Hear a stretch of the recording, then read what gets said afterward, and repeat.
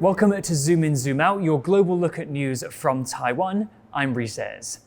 Taiwan used to have a booming coal industry. At its peak, there were around 400 sites that helped sustain the country's economic miracle during the 1960s. But as Taiwan's economy transitioned into manufacturing, the mines were abandoned, and some were left in ruins for decades.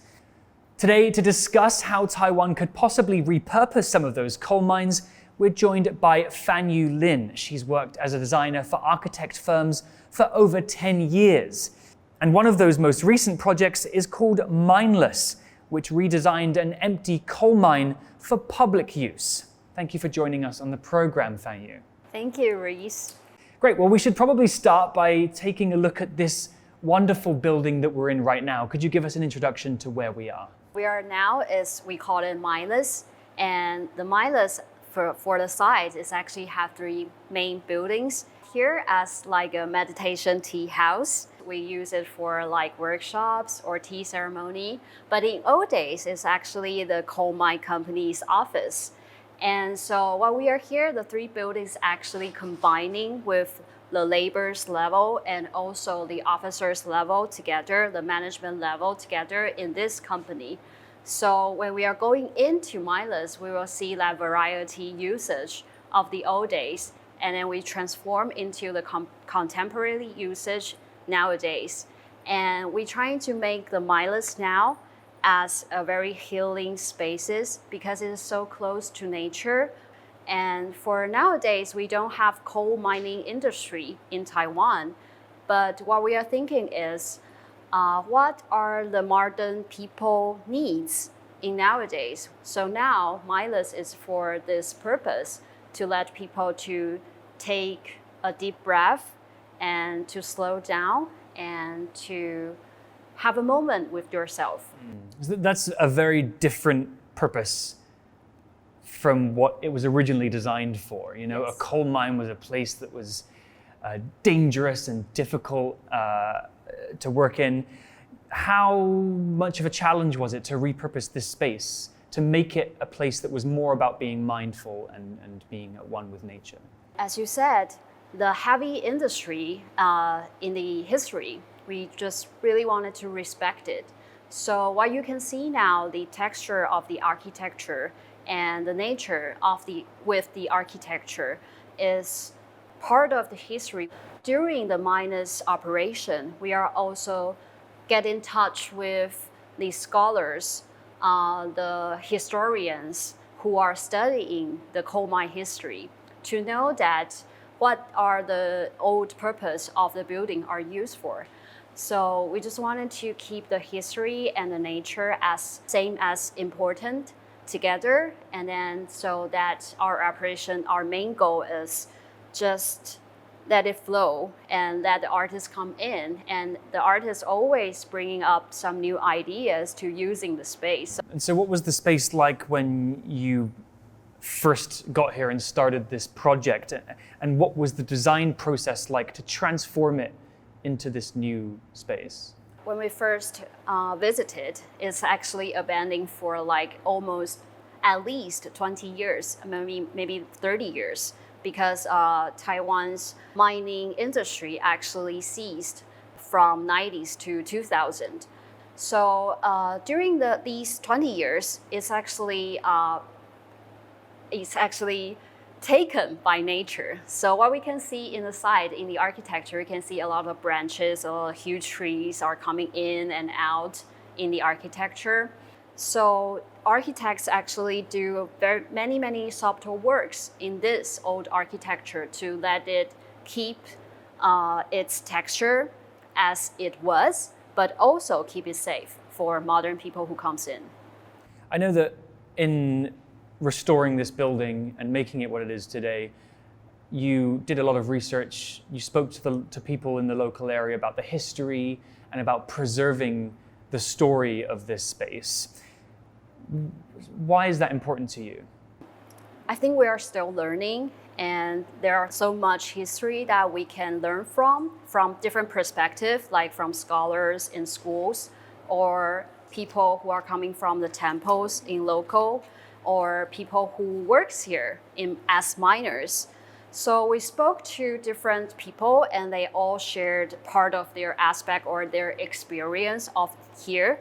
And we just trying to like doing the puzzle work and trying to gather it piece by pieces and then to know that, oh, before here is a shower and before here is a boiler room. So it's very, very interesting. And from a kind of design perspective, is it a challenge to keep those stories alive whilst also bringing it into the modern world? It's all about choices. Do we want to just replicate the old days, or we just wanted to consider ourselves as part of the history? Although we are now, but one day we will become the history too. Like we don't have to change it. We just wanted to remain it. But also when we keep some furniture in and we do some design, we don't want to just like mimic part of the history. We wanted to let it live together and being very, very like a harmony together as we wanted to do it now. So I think during the designing process, it's all about the choices. We don't want to let ourselves mimicking the history. Instead, we just wanted to let the modern design also being very harmonized with the old days texture together. So let's zoom out now and talk more generally about these kinds of projects. So this is a brownfield site as opposed to a greenfield site. Could you talk about what a brownfield site is and what are the challenges in developing from this kind of space?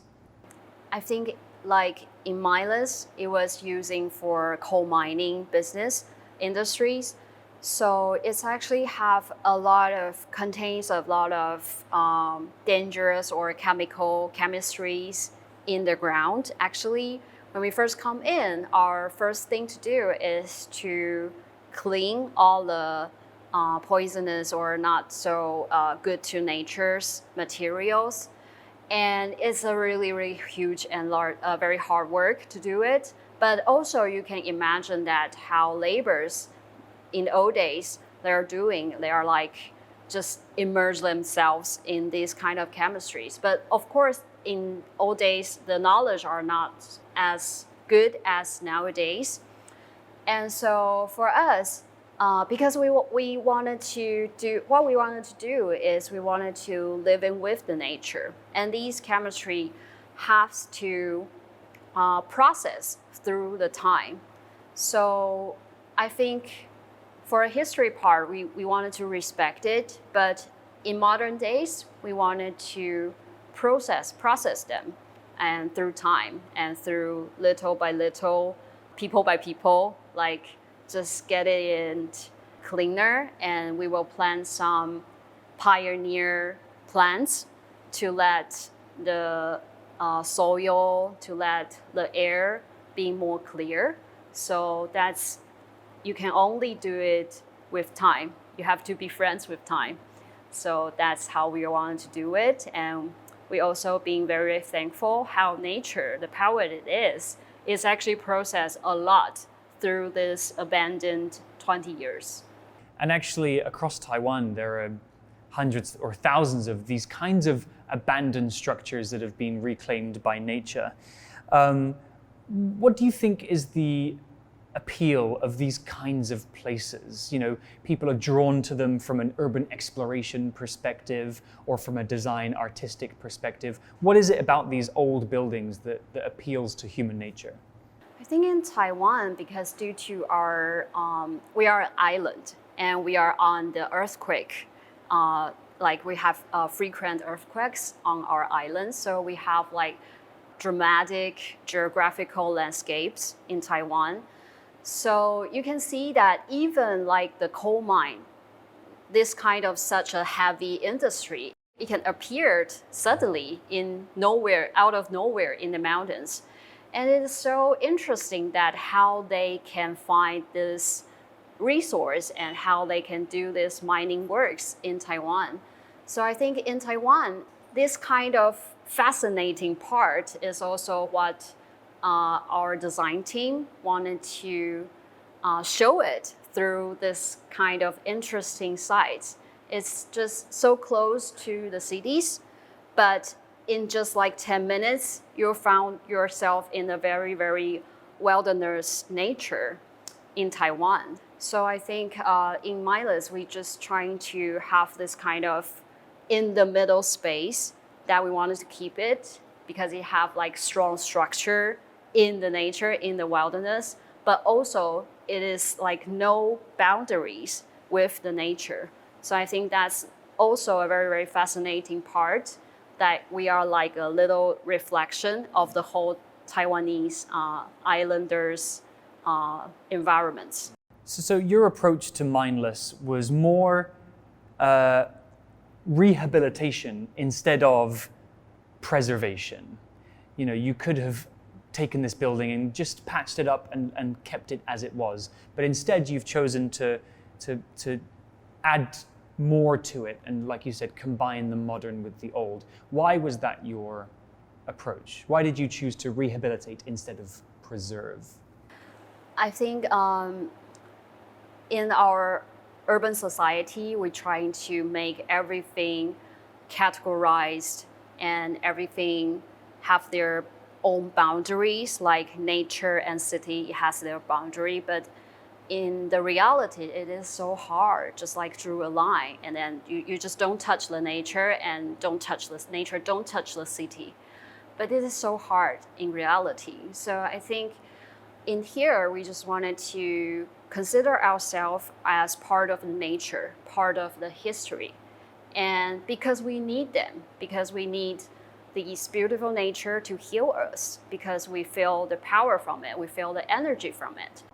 And have you found that you're generally quite supported by the local community in this project? So I think the locals are very, very welcoming, and they are very happy to see that, like us, we are not from the local, but we are very interesting about the locals' history. Like such young team are so interesting about the history, the nature resources here. So they are being very, very supportive.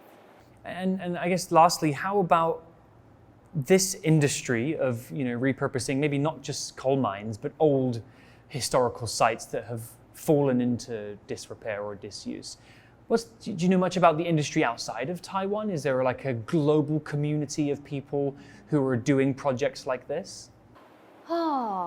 I think in Taiwan, we have a lot of historical sites that are facing renovation or like urban, they wanted to make a new building or something like that. So it is also to raise the awareness of Taiwanese people how these historical parts are so fragile in Taiwan. But I think the awareness are rising now, and it takes time for us.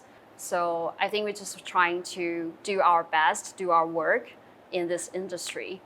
And we are very welcome to know the new friends. But for now, we are like just wanting to concentrate what we are doing now. Great. Well, thank you for joining us today, and thank you for inviting us into the belly of your project. Yes, thank you. This has been Zoom In, Zoom Out. You can find more stories from TaiwanPlus News by following us on social media. Thanks for joining us, and we'll see you next time.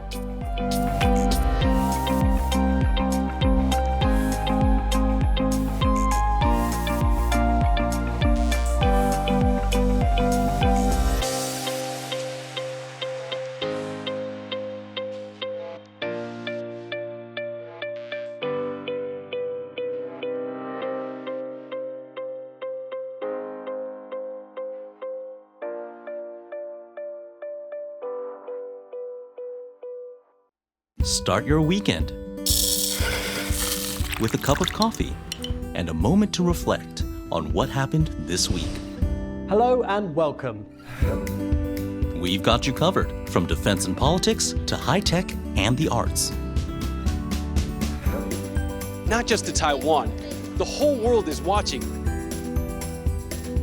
You make the coffee, we make the news. Here's what happened on TaiwanPlus.